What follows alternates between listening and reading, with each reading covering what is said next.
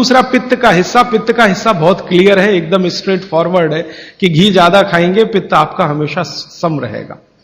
और ज्यादा घी खाने का जो समय है वो बारिश के दिनों में और ये जो गर्मी के दिन होते हैं ना, उस समय घी ज्यादा खाइए ताकि पित्त को कंट्रोल करके रखे। और वात के लिए मैं पहले ही बता चुका हूं, शुद्ध पित्त। अभी ये जितनी बात है आप सोचो कितनी सरल है, बस हमें अपनी जीवन शैली में थोड़ा बदलाव करना है। जीवन शैली में बदलाव से पहले मन में संकल्प लेना है कि जी हम तो ऐसे ही चलेंगे, दुनिया जिधर जाए जाए हमें उससे मतलब नहीं, हम तो ऐसे चलेंगे। तो ये 3 चीजें अगर आपने देख ली तो बहुत अच्छा है। अब थोड़ा आगे चलें, अब और दूसरी चीजों पे मैं चलता हूं कि और कौन कौन सी चीजें हैं जो आपके आसपास हैं और आपके वात पित्त कफ तीनों को सम पे लाने में मदद कर सकती है। ये तीनों समभाग में रहें तो अच्छा होता है। और कौन कौन सी चीजें हैं? तो भागवती जी कहते हैं रसोई के बाहर जाने की जरूरत ही नहीं, सब वहीं है। भागवती जी ने एक सूत्र लिखा है, दुनिया का सबसे बड़ा औषधि केंद्र हमारा रसोई घर है। सबसे बड़ा औषधि केंद्र रसोई घर है। अब दुर्भाग्य से हम रसोई में जिनको मसाला कहते हैं ना, मसाला, वहां मसाला कुछ नहीं है, सब औषधि है। मसाले का और औषधि का अंतर मालूम है? ये मसाला तो शब्द ही भारत का नहीं है, पहले तो ये बता दूंगा। ये अरबिक शब्द है, फारसी से अरबी में आया, अरबी से हमारे घुस गया, हिंदी में और जगह जगह घुस गया। ये विदेशी आए तो ये शब्द भी आया। हिंदुस्तान में 17वीं 18वीं शताब्दी का साहित्य जब मैं पढ़ता हूं तो जब तक मुगलों का राज्य रहा तब तक मसाले शब्द का बहुत उपयोग है। मुगलों के राज्य के पहले एक भी जगह किसी भी शास्त्र में मसाला नहीं है। चरक संहिता पढ़ी मैंने, कहीं भी मसाला नहीं है उसमें। सुश्रुत में कहीं मसाला नहीं है, बागवट की कहीं मसाला नहीं है। पुराने जितने लेखक हुए हैं ना 10वीं शताब्दी के पहले के, कहीं भी किसी ने मसाले शब्द का इस्तेमाल ही नहीं किया। हर जगह है तो औषधि है, औषधि औषधि, जीरा औषधि, धनिया औषधि, ये औषधि के रूप में है। तो इनकी जो प्रॉपर्टीज हैं रसोई घर की औषधियों की, ये सब आपके चिकित्सा के लिए है। अब मुझे समझ में आता है कि हमारे पुराने जमाने की माताएं बहनें, जो हमारी दादी हैं, नानी हैं, उन्होंने अपनी अपनी बेटियों को जो कुछ सिखाया, सब्जी बनाना तो क्या क्या डालना, जीरा चाहिए, धनिया चाहिए, हींग चाहिए, मात्रा कितनी कितनी चाहिए, वो सब बड़े वैज्ञानिक और चिकित्सक लोग रहे होंगे। क्योंकि रोज हमारे शरीर में वात पित्त कफ की स्थिति सम और असम होती रहती है। आप जानते हैं सुबह जो है ना वात ज्यादा होता है शरीर में, सुबह सुबह, दोपहर को पित्त ज्यादा होता है, शाम को कफ ज्यादा होता है। तो ये पूरे 24 घंटे में ऊपर नीचे होता रहता है। तो 24 घंटे में जो वात पित्त कफ ऊपर नीचे होता रहता है, तो सब्जियों में उसी के हिसाब से औषधियां डाली जाती है। जैसे दोपहर की सब्जी बने, दोपहर की, तो मेरी दादी को मैंने देखा था कि दोपहर की सब्जी बनाएगी तो अजवाइन जरूर डालेगी उसमें, और वही सब्जी रात को बनाती थी तो अजवाइन नहीं डालती थी। तो एक दिन मैंने दादी से पूछा कि यही सब्जी दोपहर को मैंने खाई तो इसमें अजवाइन थी, शाम को खाई तो नहीं, क्यों? तो उसने उत्तर तो नहीं दिया। तो उसने कहा मेरी मां ने ऐसा सिखाया। बस बात खत्म हो गई। अब उस समय मैं भी मान लिया कि ठीक है, उसकी मां ने सिखाया। अब जब मैंने काम शुरू किया ये चिकित्सा पर, तब मेरे समझ में आया कि अजवाइन जो है पित्तनाशक है।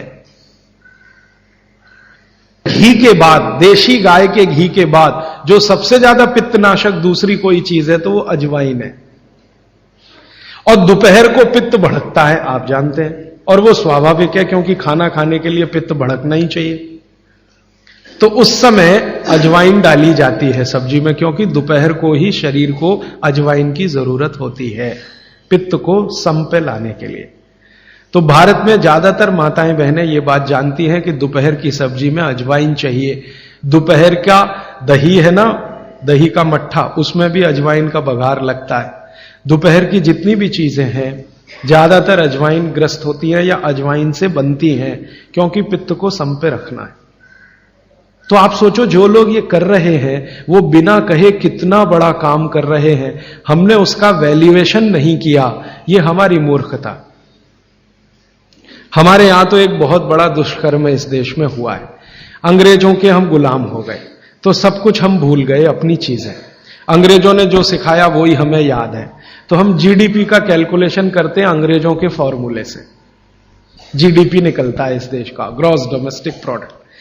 तो मैंने बहुत बार इस देश के अर्थशास्त्रियों से पूछा कि जीडीपी में आप विचित्र विचित्र कैलकुलेशन करते हैं। जैसे भारत की पुलिस है, उस पर जो खर्चा हो रहा है वो जीडीपी का हिस्सा है। अगर चोरियां बढ़ी, डकैतियां बढ़ी, तो पुलिस का खर्च बढ़ेगा तो जीडीपी बढ़ेगा। और प्रधानमंत्री छाती ठोक के कहेगा मेरे जमाने में जीडीपी 10% से ऊपर बढ़ गया। सो व्हाट, पुलिस का खर्च बढ़ गया, माने चोरियां बढ़ गई, डकैतियां बढ़ गई, अत्याचार बढ़ गए, अनाचार बढ़ गए, तो जीडीपी बढ़ गया, तो क्या बड़ी बात है। तो हमारे जो जीडीपी के कैलकुलेशन है बड़े विचित्र हैं। इसमें चोरी हो, डकैती हो, लूट मारी हो तो जीडीपी बढ़ेगा, लेकिन माताएं बहनें घर में जो करती रहती हैं वो जीडीपी में है ही नहीं, कैलकुलेशन ही नहीं है उसका।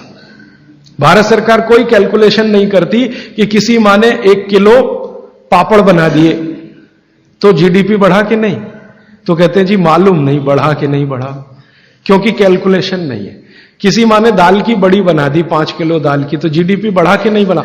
आपका मन क्या कहता है, बुद्धि क्या कहती है, बढ़ा कि नहीं बढ़ा। किसी ने बड़ी बना दी, किसी ने पापड़ बना दिए, किसी ने कुछ बना दिया, किसी ने गोंद के लड्डू बना दिए, किसी ने मावे का कुछ बना दिया, तो जीडीपी तो बढ़ ही रहा है, लेकिन हम कैलकुलेट नहीं कर रहे हैं उसको, क्योंकि अंग्रेजों के यहां महिलाओं का किया हुआ काम महत्व का नहीं माना जाता। अंग्रेजों के यहां ये जो अंग्रेज जात है ना दुनिया में, ये महिलाओं के किए हुए काम को काम ही नहीं मानती। आपको मालूम है 2000 साल यूरोप में महिलाओं को पुरुषों से हमेशा कम वेतन मिलता रहा, और आज भी है ये कई देशों में। वो मानते ही नहीं कि इनका कोई काम है। क्यों? वो महिलाओं में आत्मा नहीं मानते। हां, यूरोप का सबसे बड़ा दार्शनिक है प्लेटो, वो कहता है कि स्त्रियों में आत्मा ही नहीं होती, आत्मा सिर्फ पुरुषों में होती है। तो स्त्री जो करे वो बेकार है, पुरुष जो करे वो ही अच्छा है। तो उनके यहां से ये कैलकुलेशन हमारे यहां आ गया कि स्त्री कुछ भी करे तो काम ही का नहीं। तो अंग्रेजों का 200-250 साल जो राज चल गया, उसमें हम सब के दिमाग खत्म हो गए, सोचना विचारना बंद हो गया, तो हमने भी वही मान लिया। मैं अब इसको बदलना चाहता हूं, और मैं ये समझना चाहता हूं और समझाना चाहता हूं कि स्त्रियां जो कर रही हैं वो किसी डॉक्टर से कम नहीं है। बस अंतर इतना है कि डॉक्टर को आप फीस देकर उससे एडवाइस ले रहे हैं, हमारी दादी नानी फोकट में वही एडवाइस दे रही है, धनिया खाओ, जीरा खाओ और ये अजवाइन खाओ, आपके पेट की गैस खत्म हो जाएगी। और ये 3500 साल से वैसे का वैसा ही है, अजवाइन खाओ तो गैस खत्म होती ही है। कभी भी आप करके देख लो। आप में से किसी को भी बहुत गैस बनती हो, पेट में एसिडिटी की तकलीफ हो, आज से शुरू कर दो। आप खाना खाया तो उसमें ध्यान रखो अजवाइन ज्यादा रहे, दाल में, सब्जी में, वगैरह वगैरह। और अगर नहीं कर पा रहे हैं तो खाना खत्म करते ही थोड़ी अजवाइन खा लो। अजवाइन ज्यादा तकलीफ ना कर दे, उसका बैलेंस है काले नमक के साथ, तो थोड़ा अजवाइन और काला नमक मिला के हर खाने के बाद खा के देख लो। 3 दिन में ना आपकी गैस बंद हो तो आप जो कहो मैं हारने को तैयार। ये गारंटी मैं नहीं दे रहा हूं, ये गारंटी अजवाइन दे रही है, मेरी गारंटी नहीं है, अजवाइन की गारंटी है। तो वो कहते हैं भागवत जी कि पित्त को सम रखने के लिए हमारे रसोई में घी के बाद जो दूसरी चीज है वो है अजवाइन। वीडियो देखने के लिए बहुत बहुत धन्यवाद। चैनल को लाइक करें, सब्सक्राइब करें, शेयर करें। आप लोग सब स्वस्थ रहें, खुश रहें। धन्यवाद।